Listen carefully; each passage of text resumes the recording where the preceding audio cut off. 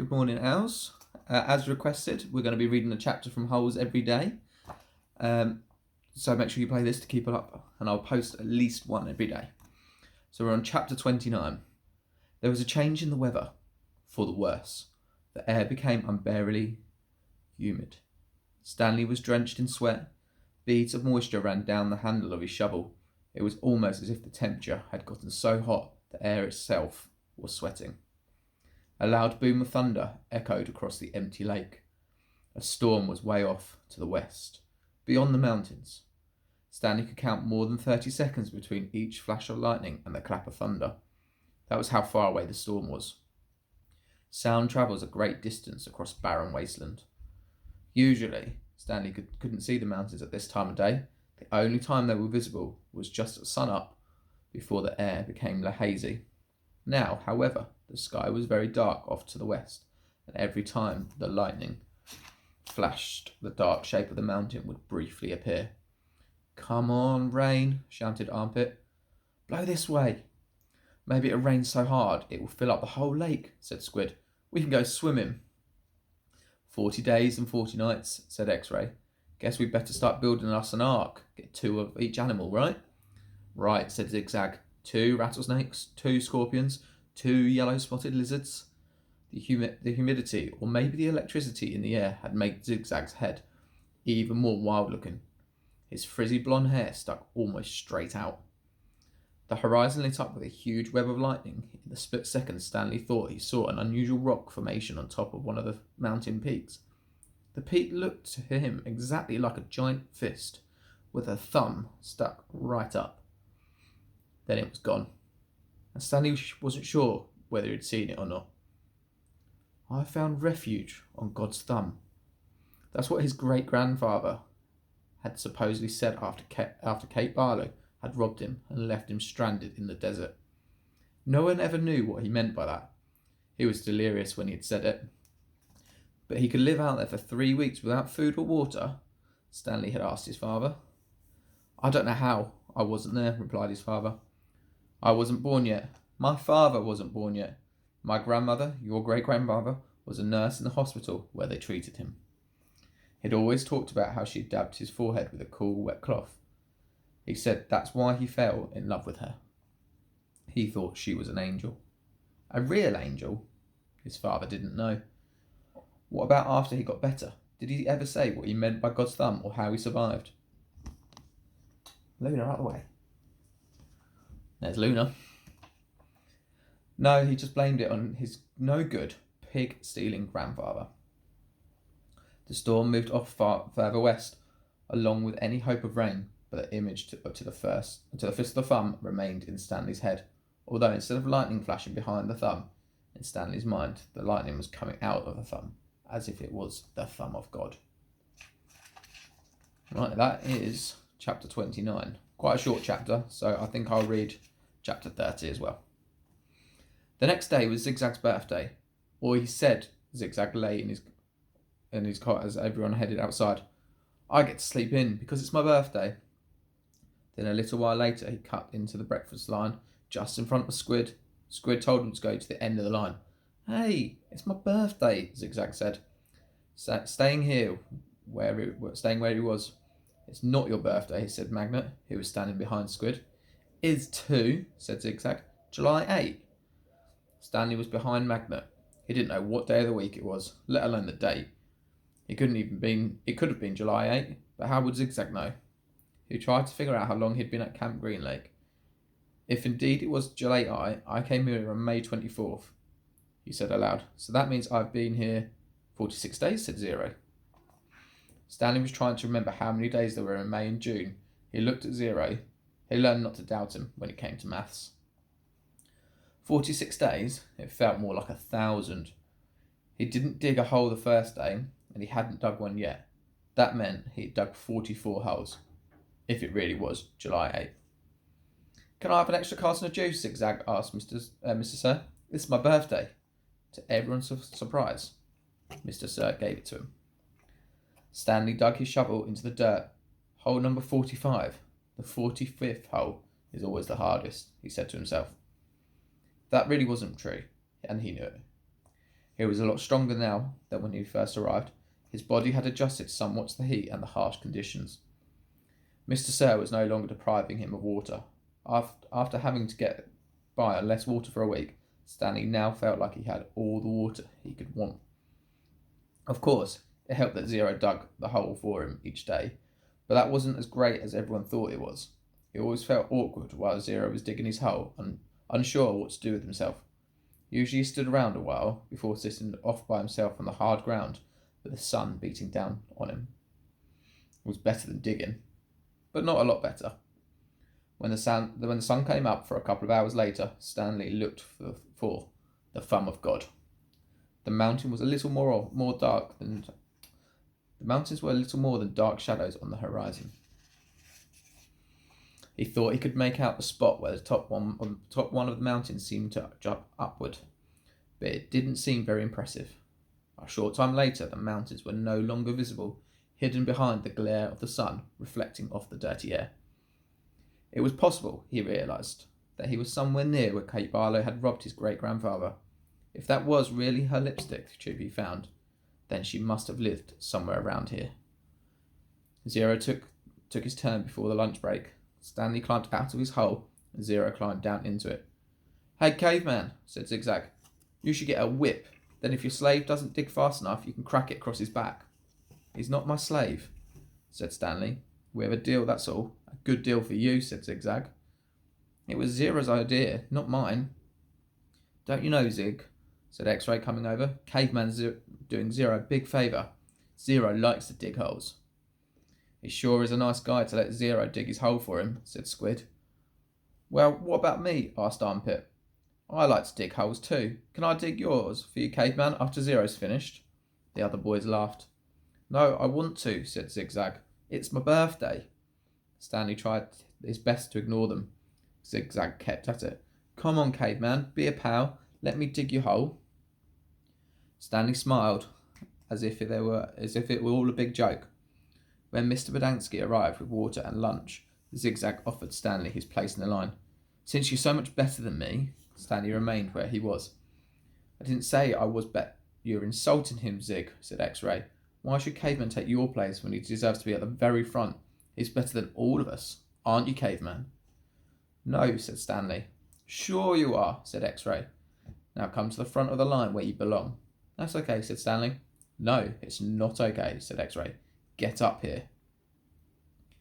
Stanley hesitated, then moved to the front of the line. "Well, this is a first," Mr. Bodansky said, coming round the side of the water truck. He filled Stanley's canteen and handed him a sack of lunch. Stanley was glad to get away.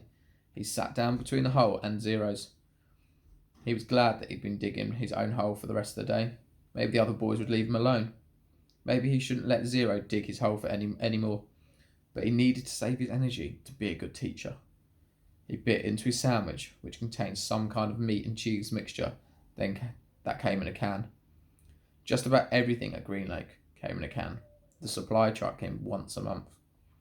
He glanced up to see Zigzag and Squid walking toward him. "I'll give you my cookie if you let me dig your hole," said Zigzag. Squid laughed. "Here, take my cookie," said Zigzag, holding it out for him. "No thanks," said Stanley. "Come on, take my cookie," said Zigzag, sticking it in his face. "Leave me alone," said Stanley. "Please eat my cookie," said Zigzag, holding it under Stanley's nose. Squid laughed. Stanley pushed it away. Zigzag pushed him back. "Don't push me." "I didn't." Stanley got to his feet. He looked around. Mr. Bodansky was filling Zero's canteen. Zigzag pushed him again. "I said, don't push me." Stanley took a deep breath, carefully avoiding Zero's hole. Zigzag kept after him. He shoved Stanley and said, "Quit pushing me." "Lay off," said Armpit, as he, Magnet and X-Ray joined them. "Why should he?" snapped X-Ray. "Caveman's bigger. He can take care of himself." "I don't want any trouble," Stanley said. Zigzag pushed him hard. "Eat my cookie," he said. Stanley was glad to see Mr. Bodansky coming round towards them, along with Zero. "Hi, Mum," said Armpit. "We're just fooling around." "I saw what was going on," Mr. Bodansky said. He turned to Stanley. "Go ahead, Stanley," he said. "Hit him back. You're bigger." Stanley stared at Mr. Bodansky in astonishment. "Teach the bully a lesson," said Mr. Bodansky.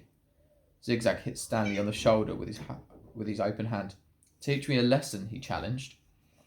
Stanley made a feeble attempt to punch Zigzag. Then he felt a flurry of fists against his head and neck. "Luna, chill out." Zigzag held out of his collar with one hand and was hitting him with the other. "Go away." "That's enough," Mr. Bodansky yelled. It wasn't enough for Zigzag. He jumped on top of Stanley. "Stop!" shouted Mr. Bodansky. The side of Stanley's face was pressed hard against the flat dirt. "Here she comes. Luna, chill out. You're mental." All he could do was wait for it to be over. Then suddenly, Zigzag was off him. Stanley managed to look up and he saw that Zero had his arm around Zigzag's long neck. Zigzag made a gagging noise as he desperately tried to pry Zero's arm off him. "You're going to kill him," shouted Mr. Bodansky. Zero kept squeezing. Armpit charged into them, freeing Zigzag from Zero's chokehold. The three boys fell to the ground in different directions. Mr. Bodansky fired his pistol into the air. The other counsellors came running from the office and the tents, all out on the lake. They all had their guns drawn but holstered when they saw the trouble was over. The warden walked over from her cabin. There was a riot, Mr. Bodansky told. Zero almost strangled Ricky. Warden looked at Zigzag, who was still stretching and massaging his neck. Then she turned her attention to Stanley, who was obviously in the worst condition. "What happened to you?" "Nothing. It wasn't a riot. Zigzag was beating up Caveman," said Armpit. Then Zero started choking Zigzag, and I had to pull Zero off to Zigzag, and I was all over before Mum fired his gun. "They all just got a little hot, that's all," said X-Ray. "Then you know how it is. In the sun all day, people get hot, right? But everything's cool now." "I see," the warden said. She turned to Zigzag. "What's the matter? Didn't you get a puppy for your birthday?" "Zigzag's just a little hot," said X-Ray. "Out in the sun all day, you know how it is. The blood starts to boil." "Is that what happened, Zigzag?" asked the warden. "Yeah," said Zigzag. "Like X-Ray said, working so hard in the hot sun while Caveman just sits around doing nothing. My blood boiled." "Excuse me," said Warden. "Caveman digs holes just like everyone else." Zigzag shrugged. "Sometimes." "Excuse me, Zero's been digging part of Caveman's hole every day," said Squid. The warden looked from Squid to Stanley to Zero. "I'm teaching him to read and write," said Stanley. "It's a sort of trade. The hole still gets dug, so what does it matter who digs it?" "Excuse me," said Warden. "Isn't it more important for him to learn to read?" Stanley asked. "Doesn't that build character more than digging holes?" "That's his character," said Warden. "What about your character?" Stanley raised and lowered one shoulder. The warden turned to Zero. "Well, Zero, what have you learned so far?" Zero said nothing. "Have you been digging Caveman's hole for nothing?" the warden asked. "He likes to dig holes," said Mr. Bodansky. "Tell me what you learned yesterday," said Warden. "Surely you can remember that." Zero said nothing. Mr. Bodansky laughed. He picked up a shovel and said, "You may as well try and teach this shovel to read. It's got more brains than Zero." "The at sound," said Zero. "The at sound," repeated the warden. "Well then, tell me, what does k-at spell?" Zero glanced around uneasily. Stanley knew he knew the answer. Zero just didn't like answering questions. "Cat," Zero said. Mr. Bodansky clapped his hands. "Bravo, bravo! The boy's a genius." "F-A-T?" asked the warden. Zero thought for a moment. Stanley hadn't taught him the F sound yet. "F," Zero whispered. "F. Fat." "How about H-A-T?" asked the warden. Stanley hadn't taught him the H sound either. Zero concentrated and then said, "Chat." All the counsellors laughed. "He's a genius, all right," said Mr. Bodansky. "He's so stupid, he doesn't even know he's stupid." Stanley didn't know how Mr. Bodansky seemed to have it in for Zero.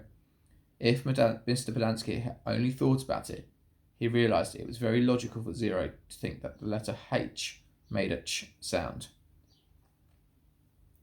"Okay, from now on, I want no one digging anyone else's hole," said the warden, "and no more reading lessons. I'm not digging another hole, said Zero. Good, said the warden. She turned to Stanley. You know why you're digging holes?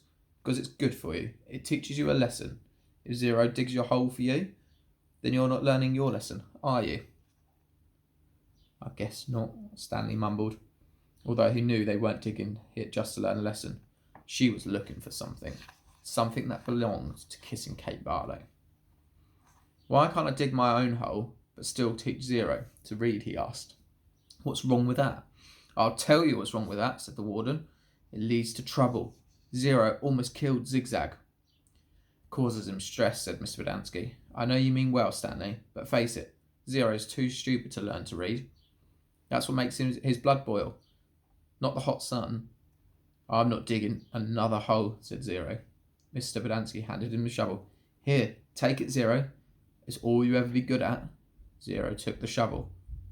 Then he swung it like a baseball bat. The metal blade smashed across Mr. Verdansky's face. His knees crumpled beneath him and he was unconscious before he hit the ground. The counsellors all drew their guns. Zero held the shovel out in front of him as if he was going to try and bat away the bullets. I hate digging holes, Stanley said.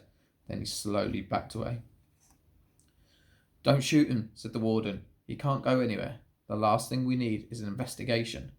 Zero kept backing up, out past the cluster of holes the boys had been digging, then further and further out into the lake. He's going to have to come back for water, the warden said. Stanley noticed Zero's canteen lying on the ground near his hole. A couple of counsellors helped Mr. Verdansky to his feet and into the truck. Stanley looked out towards Zero, but he disappeared into the haze. The warden ordered the counsellors to take turns guarding the shower room and the rec room. All day and all night. They were not to let Zero drink any water. When he returned, he would be brought directly to her. She examined her fingernails and said, It's almost time for me to paint my nails again. Before she left, she told the 6 remaining members of Group D that she still expected 7 holes. There you go, that's the end of chapter 30. Tune back in tomorrow for chapter 31. Take care.